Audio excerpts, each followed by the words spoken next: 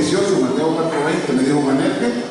Y aquí lo que vamos a ver es que la utilidad que tienen las redes sociales para millones de personas. El uso inadecuado de estas redes sociales, ¿verdad?, que hoy día tenemos, trae consecuencias desastrosas, negativas, fornicación y problemas. Entonces necesitamos conocer los riesgos y cómo hacer para que las redes, para que esta tecnología nueva la podamos usar positivamente. Usted puede ver un programa de televisión pornográfico o puede ver una película con la familia que realmente le traiga, lo inspire.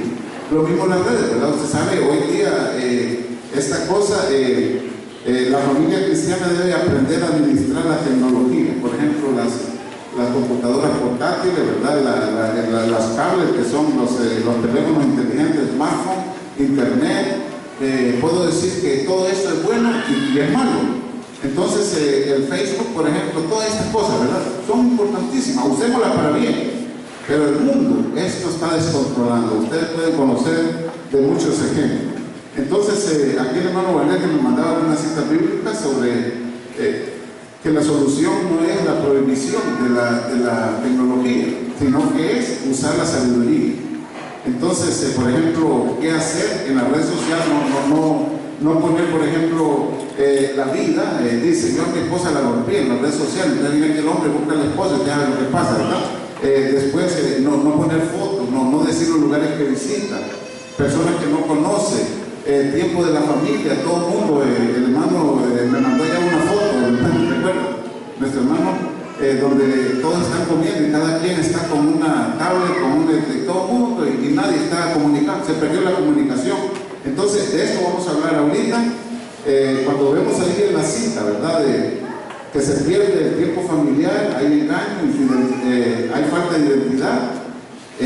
Los discípulos siguen a Jesús dejando las redes, ¿verdad?, el ejemplo que el hermano me dio, y nosotros vemos que el joven rico, otro ejemplo, le pregunta a Jesús, ¿qué haré para heredar la vida eterna? Y le dice, los mandamientos, todo lo he guardado, pero te falta uno, vende todo lo que posee y entrégalo a los pobres. Claro, nos dicen que dinero, pero también todo lo que nosotros tenemos en pecado, tenemos que tirarlo para poder ser salvos en el cielo. Entonces, aquí vamos a hablar un poquito de la unidad familiar. ¿Cuál es el problema por el cual tenemos pandillas hoy día? Malas.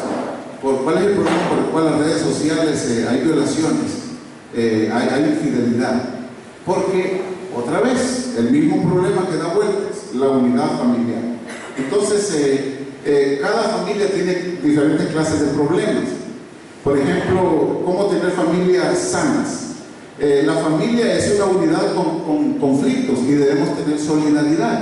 Usted sabe, el papá, la mamá y los hijos, muchas veces los hijos pelean entre ellos, las hijas, y no debe ser esto. Una familia sana no debe. Pero todo eso es lo que provoca, ¿verdad?, la desintegración familiar, provoca todo eso. También, si hay unidad familiar, entonces la familia supera las diferencias, ¿sabe? Unidad familiar, ¿entiende? La papá ama a la mamá, se preocupa por los hijos, todo eso va a hacer que evitemos eso que vamos a hablar en un rato. Entonces, si hay solidaridad, hay unidad. Entonces, si hay pecado y ofensas en la familia, ¿qué hay que hacer? Perdonarnos. Si hay pecado y ofensas en la iglesia, ¿qué hay que hacer? Perdonarnos. Porque dice, perdona nuestras deudas. La oración, ¿se acuerda de Mateo, del Sermón del Monte? Que está hablando Jesús, cuál es la ética de nosotros, capítulo 5, 6 y 7, cómo debemos actuar en el mundo. Resumen de la regla de oro, que le estoy hablando, el Sermón del Monte, de la montaña, que es una palabra que no está en la Biblia, pero se le puso así de acuerdo a los 60.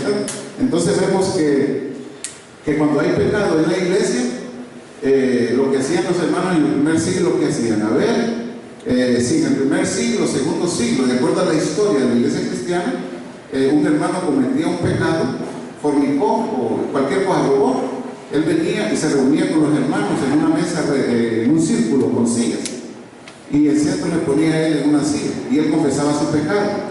Los hermanos oraban por él, practimoca se llamaba, viene del griego, porque es el idioma que se hablaba, y le decían a él, dice, yo me arrepiento. Entonces confesaba a Dios, ¿verdad? Y los hermanos oraban por él y todo el mundo se olvidaba. Ya nadie se recordaba.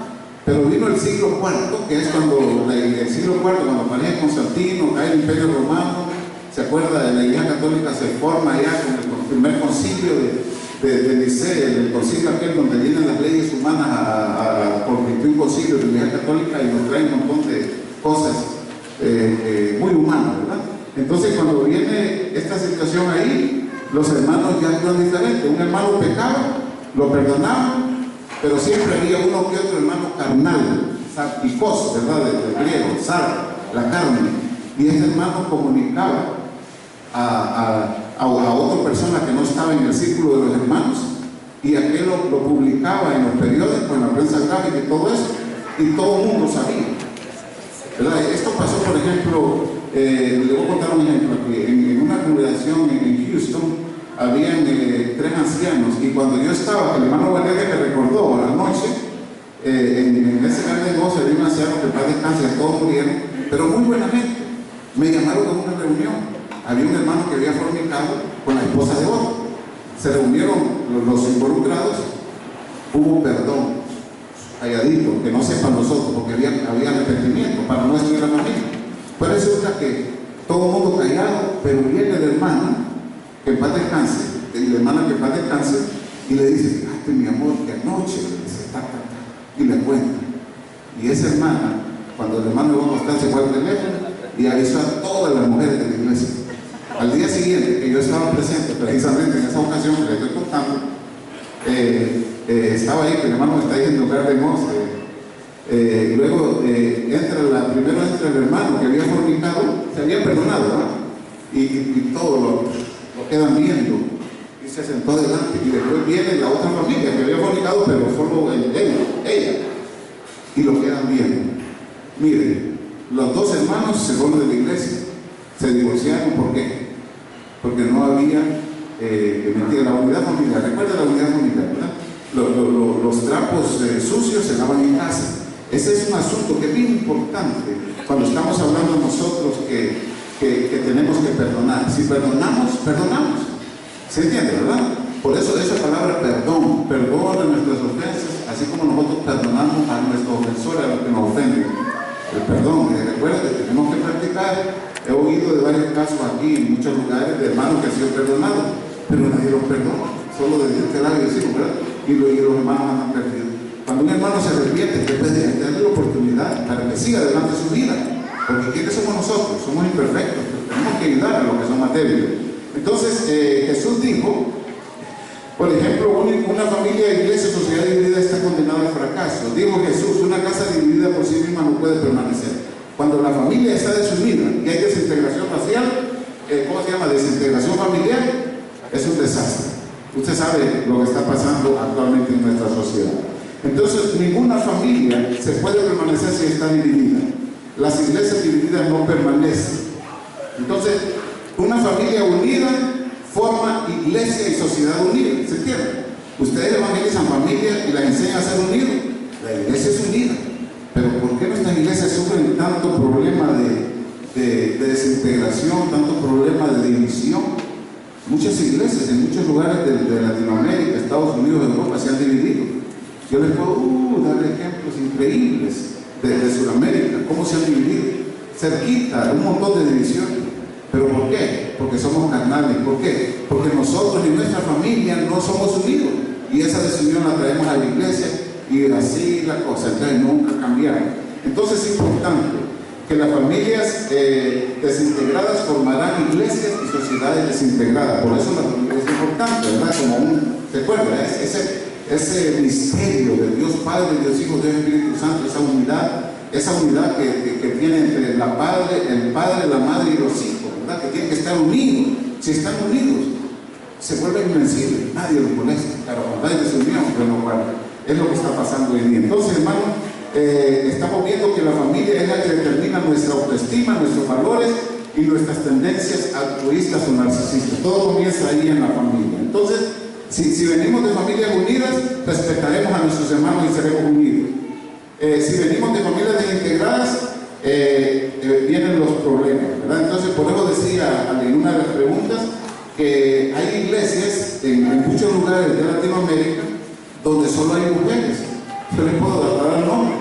Dice, ¿cuántos hermanos hay? Solo hay un hermano, y el hermano viejito allá, y puras mujeres. ¿Y quiénes son las hermanas que componen la congregación? Mujeres divorciadas, mujeres abandonadas, mujeres que tuvieron varios hombres, mujeres que son madres solteras, ¿me entiendes? Esa es la iglesia. Entonces vemos que esa iglesia, para crecer, vienen los hijos de esas personas y crecen y que multiplican el patrón, y nunca vamos a salir del hoyo, ¿me entiendes? Por generación en generación. Entonces se repiten, es un acomodamiento psicológico, tendemos a repetir los patrones. Las hijas de madres solteras tienden a ser madres solteras. Ustedes van a ver, nos acostumbramos por esa situación. Entonces, cuando yo les hablo de la vid y los pámpanos, ¿se acuerdan? El misterio que está ahí en esa, ¿qué es eso? Es una metáfora alargada, la alegoría de Juan capítulo 15, la vid y los pámpanos, ¿verdad? Esa unidad, Jesús unido al Padre, Cristo, ¿verdad? Unido Jesucristo, unido al Padre, y nosotros unidos a Jesús. Y recuerden que esa es la teología, ¿verdad? Nosotros tomamos a Cristo para unirnos a Él. Y unidos a Cristo nos unimos al Padre, formamos una unidad perfecta. Y eso es algo que no entendemos, esa unidad. Eso es lo que debe ser la familia. Entonces, vemos nosotros aquí que cómo alcanzar esa unidad familiar. Dice un refrán, en el camino se arreglan las cargas. Entonces, nuestras acciones son en realidad reacciones. A veces el joven en la iglesia se casa porque fornicó con su novia y lo casamos, se pasaron adelante, se casaron, sí. Y se repiten los patrones, más adelante viene el hijo y hace lo mismo, la comió el pastel antes de la boda y se fornicó con ella, porque es la palabra, ¿verdad? Y luego se casaron y eso está pasando. Entonces los matrimonios siguen unidos muchas veces por conveniencia que por amor. Cuando hay situaciones así, ¿qué es lo que hace el hijo?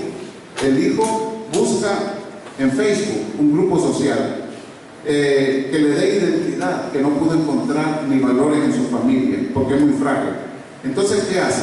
Se va a Facebook, ingresa a las pandillas, busca apoyo en las redes sociales. Entonces, porque nuestra familia no son sólidas, las malas, por eso es que las malas y las redes sociales tienen combustible para funcionar. Recuerde, la unidad familiar, ¿verdad? Hay mucho que se puede aprender, se ha dicho, pero como digo, somos teóricos, no ponemos nada en práctica. Estoy generalizando, debemos ser la excepción. Por ejemplo, congregaciones hoy día, les hablaba de las divisiones, enemistades, contiendas. Estaba una vez en el Progreso, una congregación que se llama Izcalachén, allá al sureste de México, en la ciudad de Mérida. Y los hermanos me conocían y me llamaron, hermano, dice, era bien amigo de los dos ancianos. Un hombre era un hombre de negocios y el otro un hombre bien sencillo, un campesino. Pues era hombre de negocios, tenía polleras por todos lados, muy rico el hombre. Él venía, nos visitaba aquí en Honduras, ¿verdad? Y yo cuando estaba en México lo conocí en la ciudad de México, allá por los 70. Actualmente creo que está bien anciano. Pero este hermano controlaba la iglesia. Entonces la iglesia se dividió. Una se fue con el hermano anciano rico y la otra con el hermano anciano pobre. Me llamaron porque yo los conocía, pues privilegio. Y yo me acuerdo que los junté y les dije, hermanos, si ustedes como ancianos, si ya no les perdonan y no dejan esto, no van de Dios. Les hablé claramente, ¿verdad? De Santiago, o sea, radical.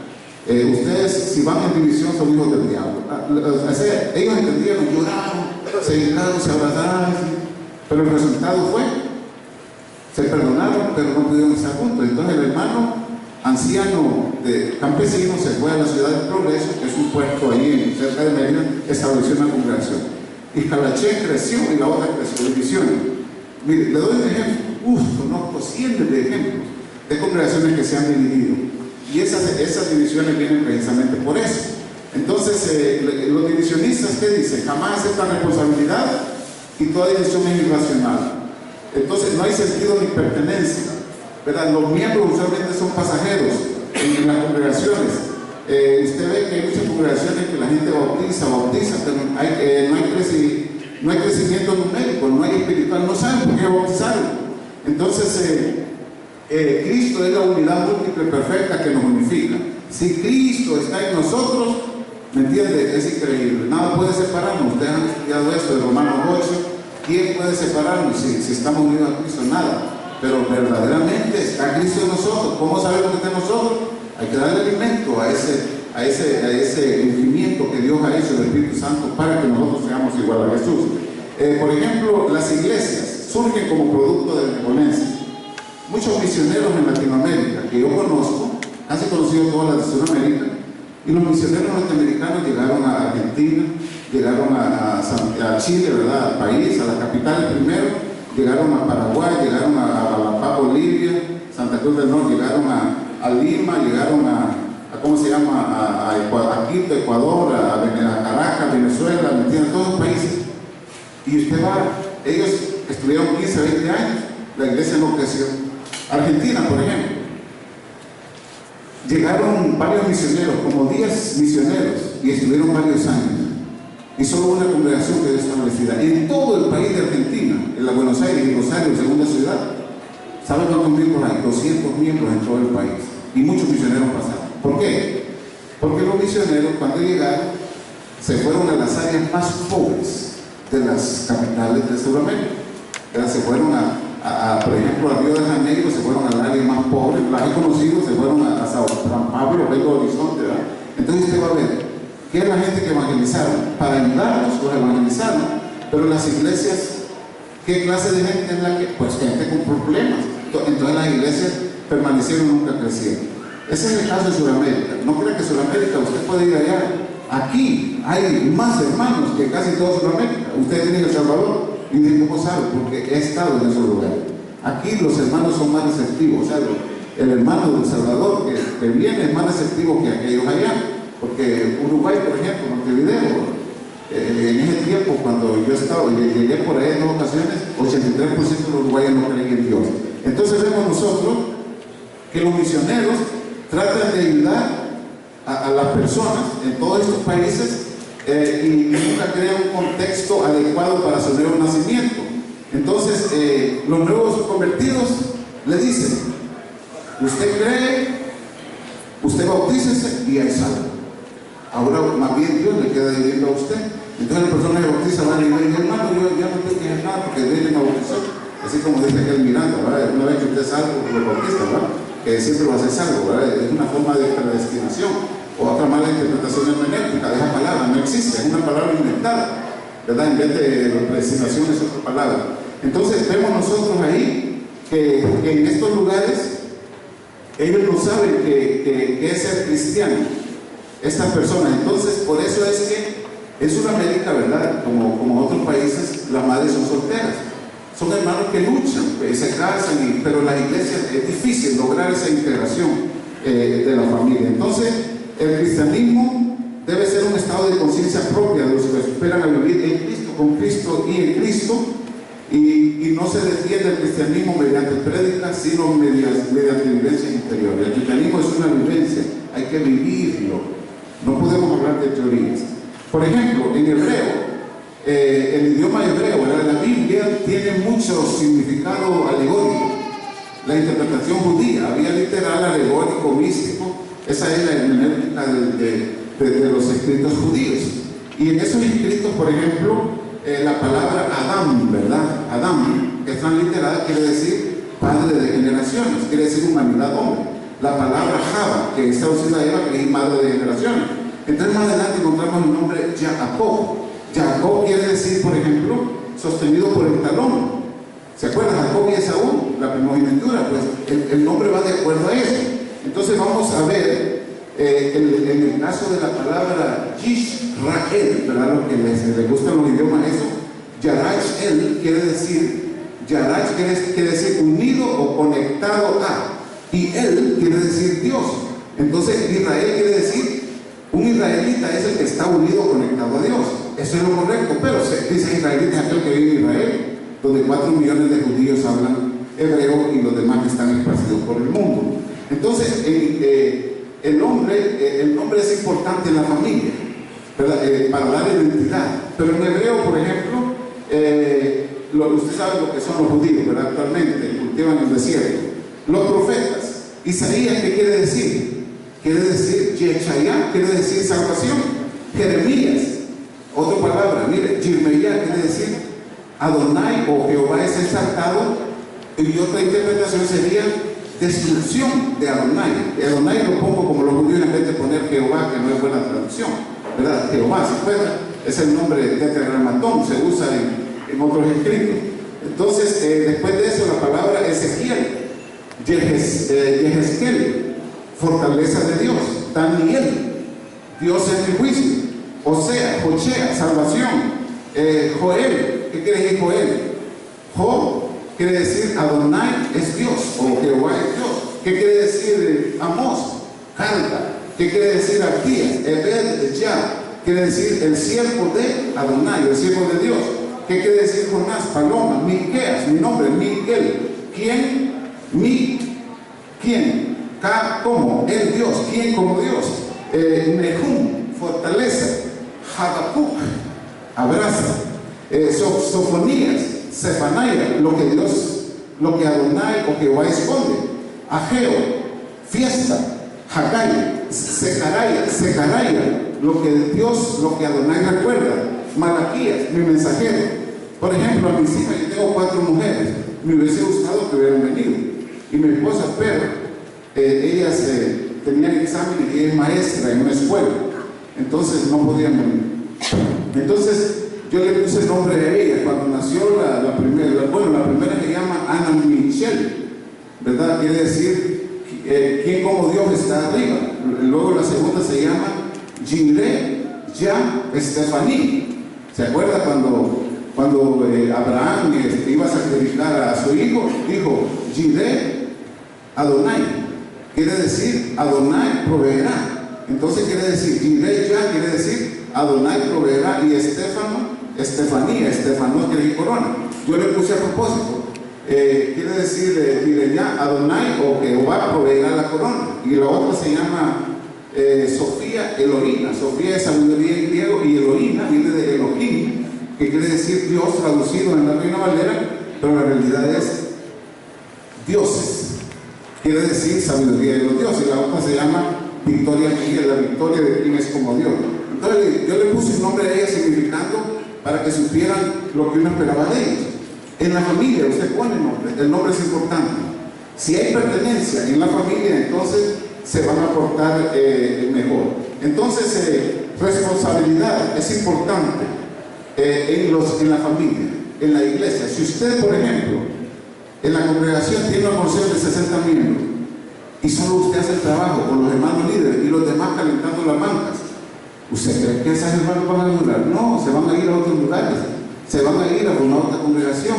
Pero si usted hace que cada quien tenga algo que hacer en la iglesia, se van a sentir que pertenecen a la familia. Lo mismo pasa en la casa. Usted dice, la mujer hace todo, el hombre no llega a ver el fútbol y los hijos a jugar. Y la pobre mujer lavando trastes. Cuando hay eso, es una familia disfuncional. Pero cuando viene y le dice a usted se va a encargar de eso, usted de aquello, y todo el mundo tiene que trabajar en la casa, es increíble la familia. Eso es que me entienden los que hacen eso. Si no lo están haciendo, luchen por lograr que todo el mundo sienta pertenencia.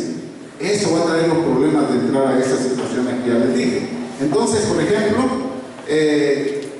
por esa razón es que nuestras sociedades del tercer mundo, ¿verdad? Están llenas de pandillas y también religiones exóticas. ¿Se acuerdan los niños de Dios? Hay un montón de religiones que agarran, los mormones incluso también, ¿verdad? Con el respeto que merecen, no para criticar, porque vamos a hablar de eso.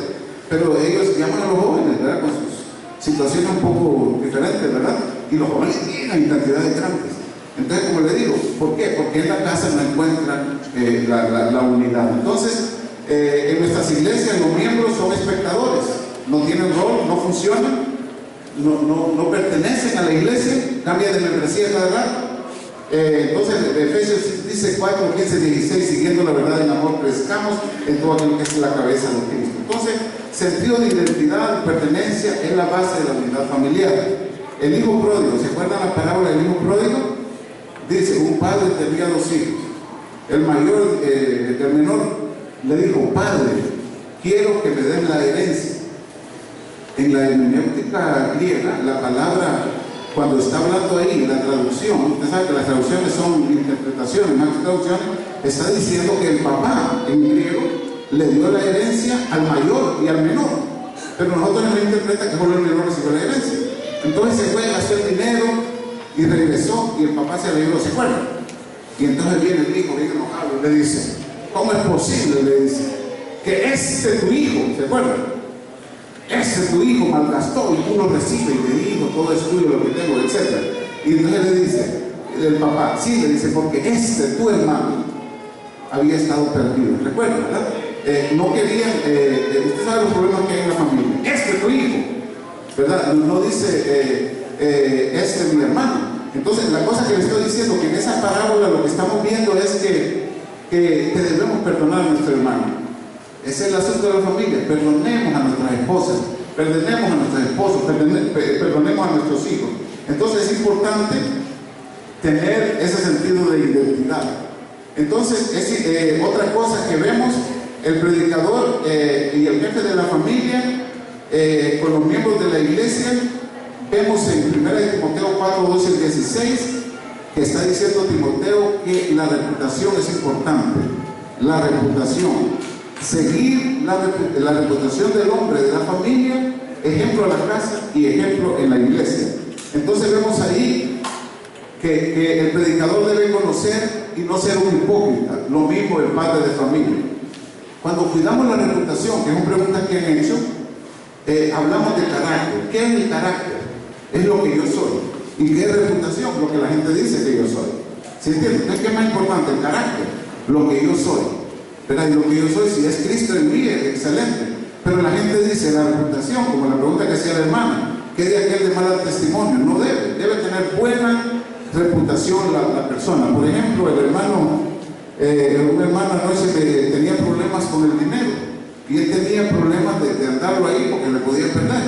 Tenía razón, porque en la iglesia, cuando está hablando allá, 2 Corintios 21, cómo era la ofrenda, porque Pablo decía, la ofrenda hay que entregarse, si es para eso hay que hacerlo, pero hay unos que agarran la ofrenda y se la llevan, ¿me entienden? Hay que tener buena reputación. Entonces, condúzcanse con los de afuera. El que no paga sus deudas no debe predicar. Usted es un siervo de Dios. Y aquí, el libro que yo le voy a pedir, que ahí se lo resumo en la página, por tiempo no lo voy a dar, se llama Cómo ganar amigos e influenciar sobre los demás. No critique, no condene, no se queje con la familia, ¿verdad? Demuestre aprecio, sonríe, pida su nombre. Hay un montón de cosas que ustedes van a tener tiempo.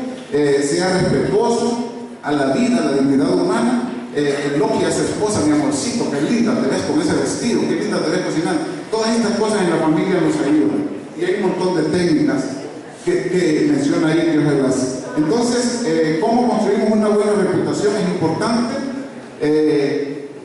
Ahora, las recomendaciones sobre las redes sociales está aquí, que debemos ser prudentes en su uso.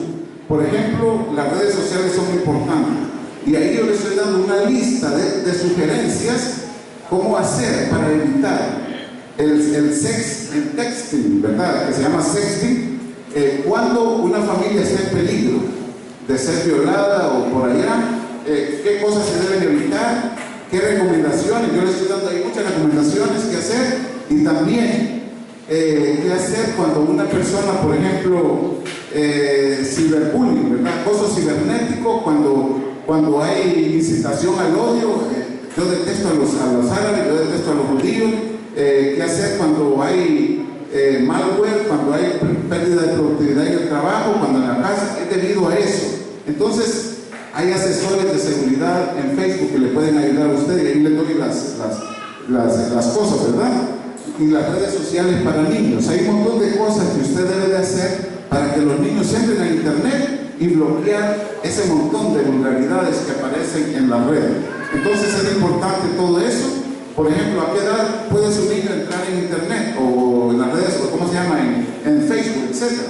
En España es a los 14 años, en Estados Unidos a los 13, aquí en Centroamérica a los 3, 4 años. No, nosotros no sé, pero no hay control. Pero en Estados Unidos hay regulaciones que el niño a los 13 años puede usar. En España a los 13 puede usar smartphone, el teléfono, y a los 14 eso. Entonces, ¿qué hacer para tener un niño seguro? Ahí les menciono Screen Time, Kids Place, Kiddos, que son en inglés, para que nos interesemos en en las actividades de nuestros hijos. ¿Con quién hablan? ¿Con quién platican? Usted entre allá y cuáles son sus amigos. Hay un montón de formas de ayudar en las redes sociales para que la familia esté integrada. Vea películas con sus hijos, esté con ellos, navegue con ellos, porque hoy día, si usted no hace eso y no sigue las reglas, vamos a hacer como se acuerda de Elí, Samuel, David, malos padres, excelentes hombres, malos padres. No seamos como ellos. Entonces, hoy día los pandilleros, las maras amenazan no solo a la sociedad, sino a los gobernantes y ponen mensajes amenazantes. No te metas con nosotros porque ya vas a ver, a matarlo, ¿verdad? Entonces, dialogue con sus hijos. Terminando, debemos decirles que los amamos como una familia ejemplar. Los hijos glorifican a Dios. Por la falta de comunicación es que tenemos ese montón de problemas. Ahí van a encontrar bastante información, lo que les gusta, entrar en internet, cómo entrar, bloquear, para que solo ustedes vean qué están haciendo sus hijos cuando entran a las redes sociales, que es un peligro grande. Entonces, hermanos, solo quiero decir esto para concluir. Dice, el hermano habló de Cantares 8, 6 y 7, dice: ponme como un sello sobre tu corazón, como una marca sobre tu brazo, porque fuerte como la muerte es el amor. Si nosotros amamos a nuestros hijos y enseñamos a amar, nuestras familias van a ser invencibles y nada del mundo los va a apartar de lo que les hemos enseñado. Todo comienza en el hogar y ahí tienen las recomendaciones. Que el Señor nos bendiga y ahora vamos a las preguntas después, ¿verdad?